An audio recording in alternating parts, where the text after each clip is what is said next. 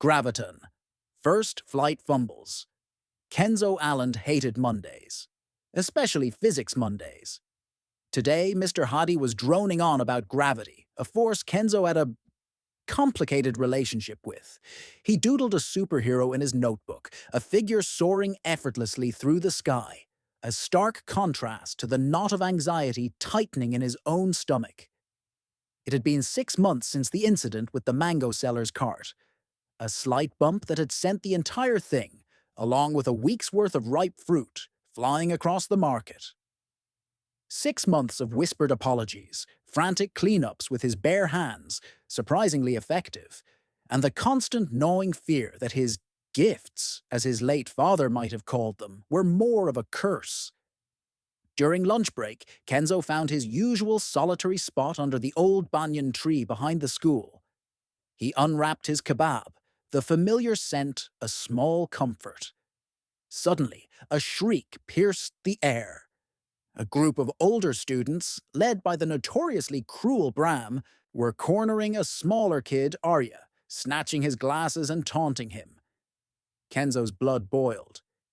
He knew he should help, but the last time he'd tried to intervene in a schoolyard scuffle, he'd accidentally dented a locker. And the bully's nose, which he still felt guilty about. "Hey, leave him alone!" The words were out of his mouth before he could stop them. Bram and his cronies turned, sneering. "Look who it is, Silent Kenzo. Gonna cry to your mommy?" Kenzo felt a familiar surge of something. Anger. Fear? It always felt like a fizzy drink overflowing in his chest.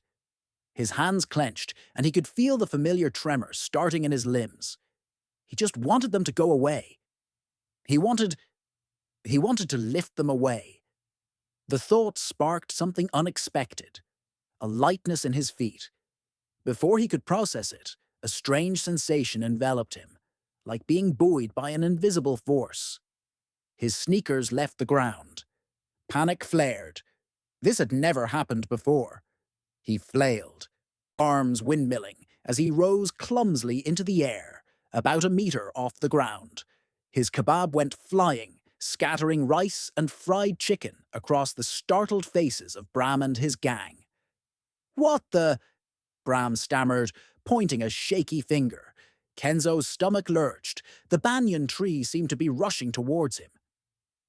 He tried to will himself down, to grip the earth, but it was like trying to grab smoke. He yelped as he bumped awkwardly into a thick branch, leaves and twigs sticking to his hair. Below, Arya stared with wide, awestruck eyes, while Bram and his friends exchanged bewildered glances. The usual fear in Arya's eyes was replaced by something akin to wonder. I gotta go," Kenzo mumbled, his voice cracking.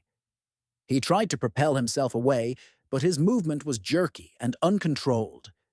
He lurched upwards again, then sideways, narrowly avoiding a collision with the school's flagpole. It was less flying and more like being tossed around by an invisible, clumsy giant. Finally, after what felt like an eternity, he plummeted back down to earth, landing in a heap near the bicycle rack with a resounding thud. His ankle twisted, sending a sharp pain shooting up his leg. Bram and his friends, recovering from their shock, started to laugh.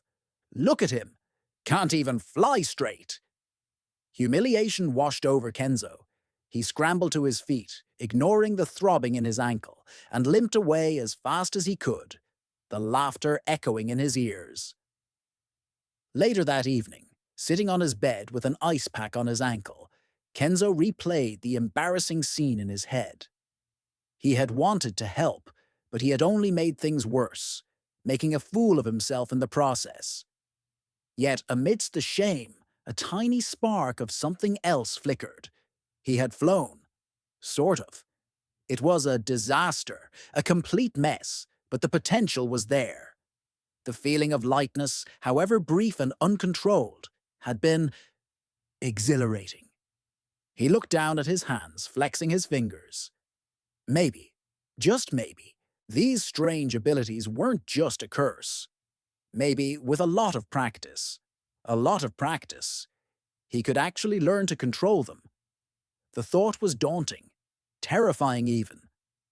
But for the first time, a sliver of hope pierced through Kenzo's usual apprehension. The road ahead was uncertain, probably filled with more clumsy landings and accidental property damage. But the possibility of actually soaring, of truly helping people, was a powerful lure. Outside his window, the Jakarta night hummed with the sounds of the city. Kenzo took a deep breath. Maybe Mondays wouldn't always be so bad after all. Especially physics Mondays.